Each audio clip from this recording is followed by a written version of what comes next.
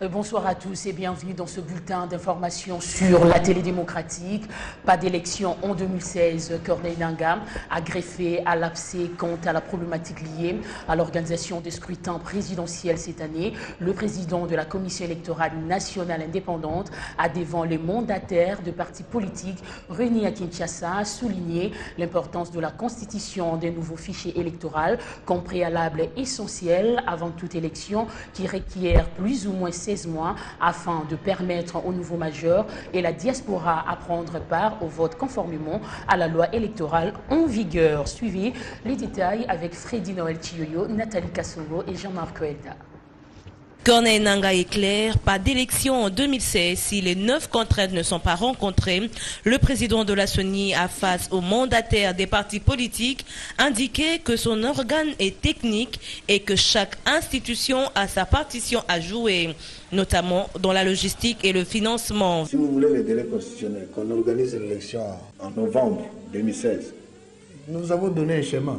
Accepter qu'on organise les 16 élections avec le fichier de 2011. On va mettre de côté la question de révision. On organiserait ces élections. Est-ce que tous les acteurs sont d'accord? Je pense qu'on ne peut pas envisager d'organiser les élections en 2016 sans insérer les nouveaux majeurs, sans traiter la question du fichier qui est un vrai problème. C'est là où ça nous amène là où nous sommes. Vous avez des cartes qui sont en circulation et qui ne sont pas du circuit normal. Vous avez la nouvelle nomenclature administrative qui est entrée en action. Toutes ces questions font qu'il y a un argumentaire qui milite en faveur d'une révision. Il y a des questions réelles qui dépassent le niveau de la CENI et qui dépassent même donc, le niveau institutionnel aujourd'hui. Ça devient des questions politiques. Des arguments très massue qui ont convaincu les convives de Corneille Nangaa après cette école électorale. Ce qu'il vient de faire, il n'a qu'à monter l'escalier. Et la solution sera trouvée plutôt que de vouloir autre chose. Voilà qui nous a appelés, nous sommes venus. Nous disons qu'on ne va pas au dialogue, mais il nous appelle, l'MLC, nous sommes là. Je crois qu'il nous a parlé en technicien et il maîtrise bien son domaine. Il nous a vraiment parlé en technicien, surtout en ce qui concerne le fichier stabilisé. Et je crois que c'était vraiment très bien. 9 opérations qui doivent s'exécuter dans 9 mois qui nous restent. C'est-à-dire qu'une opération par mois, ce qui est pratiquement impossible. Et donc nous pensons que c'est l'aspect politique qui doit venir en rescousse de la CENI pour essayer de la dédouaner afin que nous, acteurs politiques congolais, nous puissions transcender nos égos et ne regarder que la République. Tout est clair, à chacun sa conclusion quant au débat autour du respect du délai constitutionnel. Le communiqué conjoint de la communauté internationale à la classe politique congolaise suscite des réactions au sein de cette dernière. À la majorité présidentielle, on pense que la communauté internationale et l'OIF viennent mettre fin à la polémique qui régnait au sein de la classe politique congolaise au sujet de l'organisation et de la convocation du dialogue par Joseph Kabila Kabange, sans lequel un consensus ne pourra pas être dégagé. Christophe Kolomoni, secrétaire exécutif national du PPRD, explique. Le communiqué que vient de publier conjointement l'Union africaine, les Nations unies, l'Union européenne et l'OIF vient de mettre fin aux querelles entre la classe politique congolaise, selon Christophe Kolomoni, secrétaire exécutif national du PPRD. Le communiqué interpelle les Congolais sur leur capacité à pouvoir tenir un dialogue politique national inclusif. Donc c'est en fait une interpellation à toute la classe congolaise, aux acteurs, ceux du gouvernement, de la majorité présidentielle, comme ceux de l'opposition. Et c'est ce que reprend le communiqué. Nous devons, nous, au niveau de la République, essayer de dépasser nos passions pour matérialiser ce dialogue national qui a été déjà convoqué par le chef de l'État. À en croire le secrétaire exécutif national de ce Parti du Peuple pour la Reconstruction et la Démocratie, ce communiqué vient de relancer les avis de Joseph Kabila à ce sujet, car ce dernier confirme le pouvoir au chef de l'État, Joseph Kabila, à convoquer le dialogue afin de dégager un consensus pour la tenue des élections apaisées. Le chef de l'État avait déjà précédé cette volonté exprimée par la communauté internationale en prenant un acte juridique convoquant le dialogue national inclusif. C'est déjà très important. C'est autant dire que ceux qui crient à la communauté internationale, je pense qu'ils doivent trouver leur réponse dans cette interpellation de la part de la communauté internationale. On le dit dans une pensée bantou.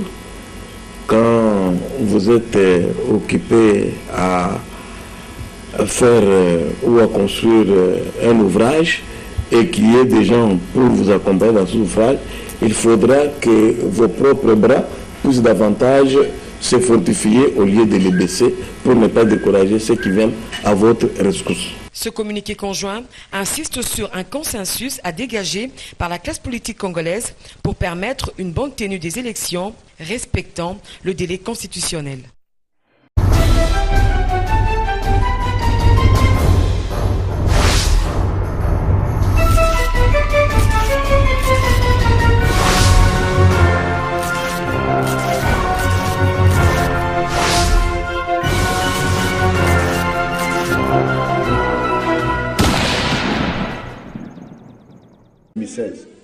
Nous avons donné un schéma. Accepter qu'on organise ces élections avec le fichier de 2011. On va mettre de côté la question de révision. On organiserait ces élections. Est-ce que tous les acteurs sont d'accord? Je pense qu'on ne peut pas envisager organiser les élections en 2016 sans insérer le nouveau majeur, sans traiter la question du fichier qui est un vrai problème. C'est là où ça nous amène, là où nous sommes. Vous avez des cartes qui sont en circulation et qui ne sont pas du circuit normal. Vous avez la nouvelle nomenclature administrative qui est entrée en action. Toutes ces questions font qu'il y a un argumentaire qui milite en faveur d'une révision. Il y a des questions réelles qui dépassent le niveau de la CENI et qui dépassent même donc, le niveau institutionnel aujourd'hui. Ça devient des questions politiques. Des arguments très massus qui ont convaincu les convives de Corneille Nangaa après cette école électorale. Ce qu'il vient de faire, il n'a qu'à... Un national qui a été déjà convoqué par le chef de l'État. En croire le secrétaire exécutif national de ce Parti du peuple pour la reconstruction et la démocratie, ce communiqué vient de relancer les avis de Joseph Kabila à ce sujet, car ce dernier confirme le pouvoir au chef de l'État, Joseph Kabila, à convoquer le dialogue afin de dégager un consensus pour la tenue des élections apaisées. Le chef de l'État avait déjà précédé cette volonté exprimée par la communauté internationale en prenant un acte juridique convoquant le dialogue national inclusif. C'est déjà très important. C'est autant dire que ceux qui crient à la communauté internationale, je pense qu'ils doivent trouver leur réponse dans cette interpellation de la part de la communauté internationale. On le dit dans une pensée bantou. Quand vous êtes occupé à faire ou à construire un ouvrage et qu'il y ait des gens pour vous accompagner dans ce ouvrage, il faudra que vos propres bras puissent davantage se fortifier au lieu... Que la communauté internationale et l'OIF viennent mettre fin à la polémique qui régnait au sein de la classe politique congolaise au sujet de l'organisation et de la convocation du dialogue par Joseph Kabila Kabange, sans lequel un consensus ne pourra pas être dégagé. Christophe Kolomoni, secrétaire exécutif national du PPRD, explique. Le communiqué que vient de publier conjointement l'Union africaine, les Nations unies, l'Union européenne et l'OIF vient de mettre fin aux querelles entre la classe politique congolaise, selon Christophe Kolomoni, secrétaire exécutif national du PPRD. Le communiqué interpelle les Congolais sur leur capacité à pouvoir tenir un dialogue politique national inclusif. Donc c'est en fait une interpellation à toute la classe congolaise, aux acteurs, ceux du gouvernement, de la majorité présidentielle, comme ceux de l'opposition. Et c'est ce que reprend le communiqué. Nous devons, nous, au niveau de la République, essayer de dépasser nos passions pour matérialiser ces dialogues. Monter l'escalier et la solution sera trouvée plutôt que de vouloir autre chose. Voilà qui nous a appelés, nous sommes venus. Nous disons qu'on ne va pas au dialogue, mais il nous appelle, les MLC, nous sommes là. Je crois qu'il nous a parlé en technicien et il maîtrise bien son domaine. Il nous a vraiment parlé en technicien, surtout en ce qui concerne le fichier stabilisé. Et je crois que c'était vraiment très bien. 9 opérations qui doivent s'exécuter dans 9 mois qui nous restent. C'est-à-dire qu'une opération par mois, ce qui est pratiquement impossible.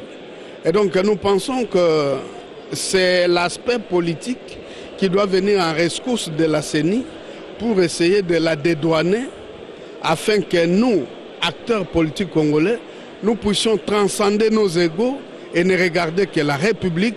Tout est clair, à chacun sa conclusion quant au débat autour du respect du délai constitutionnel. Le communiqué conjoint de la communauté internationale à la classe politique congolaise suscite des réactions au sein de cette dernière. À la majorité présidentielle, bonsoir à tous et bienvenue dans ce bulletin d'information sur la télé démocratique.